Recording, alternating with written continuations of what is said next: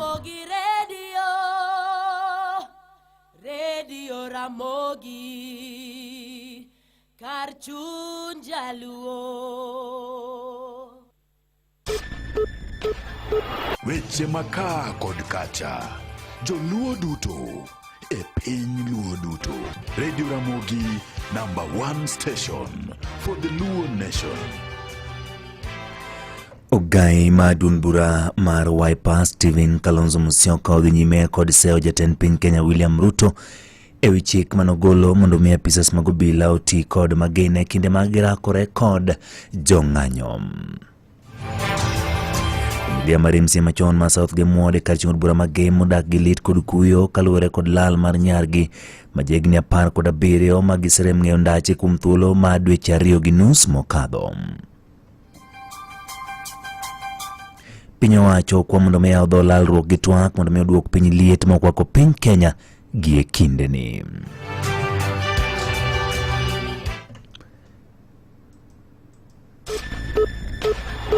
Weche manyien gi Ochieng Emmanuel machiegni Nyakwaramogi.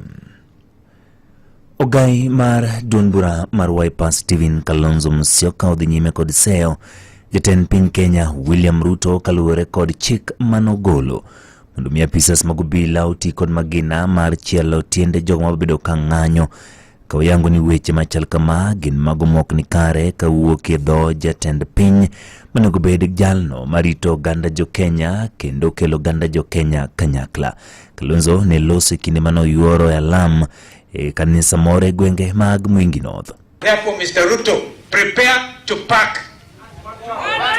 Prepare to pack. And don't make it worse, because in a democracy you lose and the one time you go home, but not make it complicated for yourself, because if you commit crimes kama ya kusema shoot to kill, then the country will be watching. Magi timeso bende Kalonzo ne oseo malich mokalo speaker mar od bura mamalo Moses Wetangula koyango ni osebedo kochwalo siasa mag akwede to kod pogo dhoudi. Koyango ni ne ken gino makare mondo mi Wetangula kara mondo mi ose jogo mawuok e Kalenjin mondo mi oriwre e tok jatend piny Kenya William Ruto. Koyango ni piny owacho en mana koro nindo nyakonchiel e weche mag dongruok to kod chenro mamoko e pachoka. Jana anasema huko sijui huko anaenda huko Trans Nzoia akaanza siasa ya ukabila, akasema Makalenjin, Kalenjin amukeni mtoto wenu anapokonywa serikali. My goodness, that is not the Weta I knew. Kwa hivyo yeye amekuwa one time.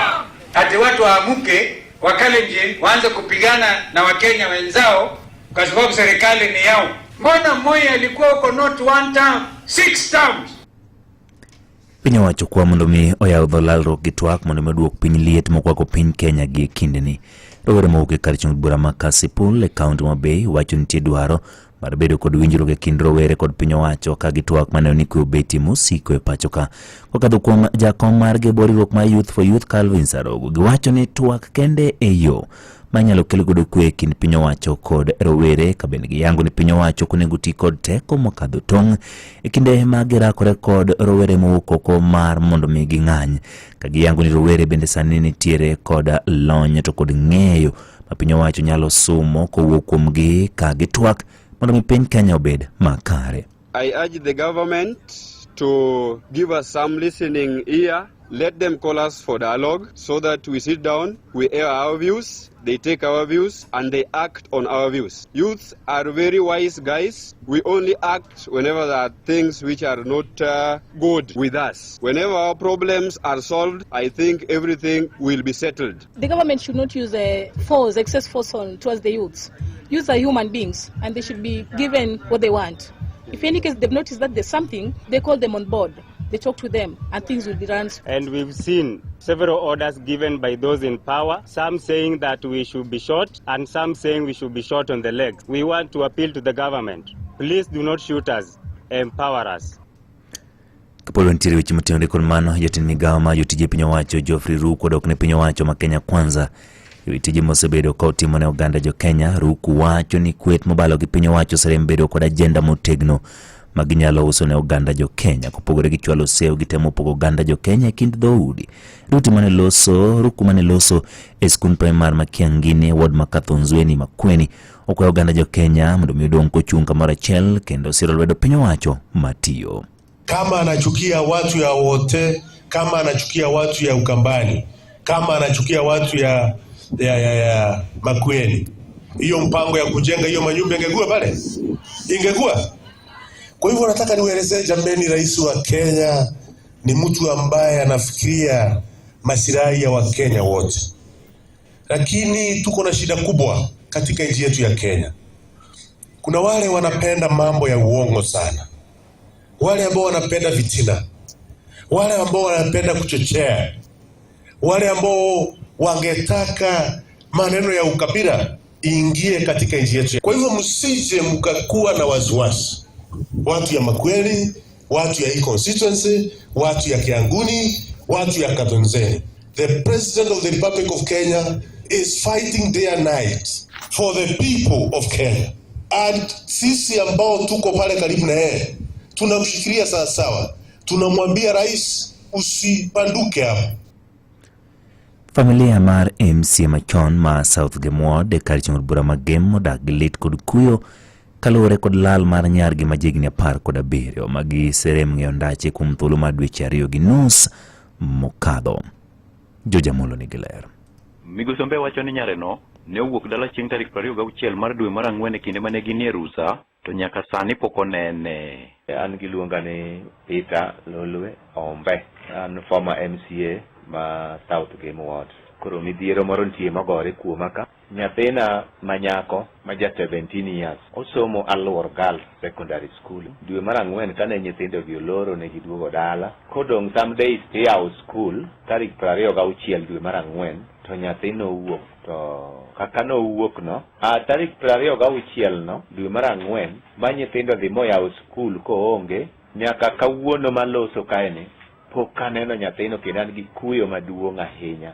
Owacho ni sani koro chunygi chandore mokalo kaka familia ahinya to koluwore gi wach kethruok mar arita kwe gwenge mag Game kuno ka oluwo ni gisemanye kuonde duto to hapgi pok oluar. Kaluwore kod gik matimre e game, inyalo paro ni samoro nyathi olal kata gi nyithindo moko machuo kata nyathi moro madichuo kamoro to kara en achiel kuom joma noseneg moling kata e Ribayala. Aonge gi kwe kama antie kendo aninda pudra asemenyo nakawo thuolo madhi ka chief nyaka village elders mantiere e that location. Nadhi balosoko, nadhi ka police bende bachaka report. To pod ok ayudo konyruok moro amora. Nyinge nyathini iluongo ni Celestine Awuor Lolwe. To nyinge mar dala mong'ere kabisa iluongo ni Mami nyar Mheshimiwa Ombe. Kuom mano koro kwayo ng'ata ng'ata mading'e kama nyareno nitie mondo mi otudre kodgi giyude mondo gidwoke dala. Nyathino owuok korwako long marateng' gi t-shirt ma white to gogudu moro norwako wiye marateng' marasudha.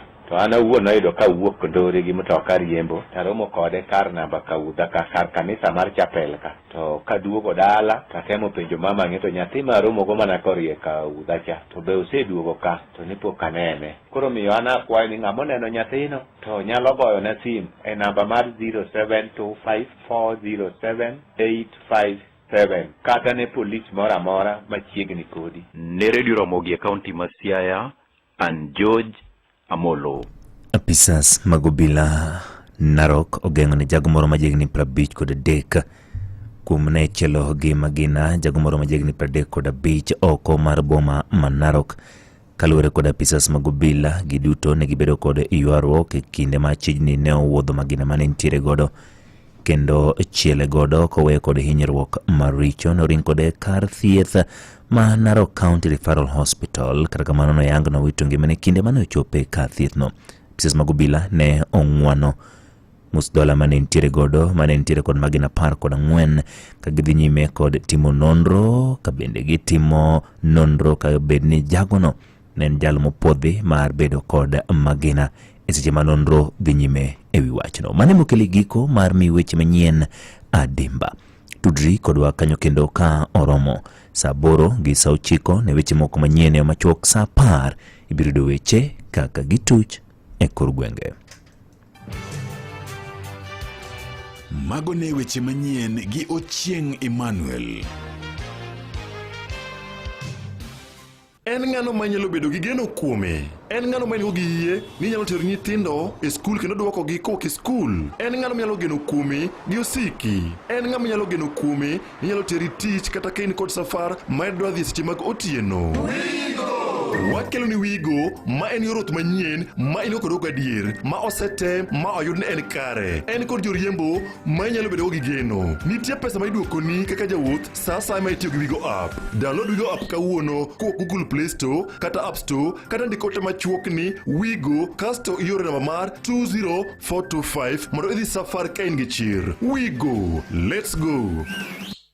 Mondo richonga gi lo mwer kod Carol Gift kaka citizen mari di star 860 star 418 hash. Chonga gilo emose miacha lokama chonga emose miacha nyime kawono chonga emose miacha lokama. Mondo richonga gi lo mwer kod Carol Gift kaka citizen mari di star 860 star 418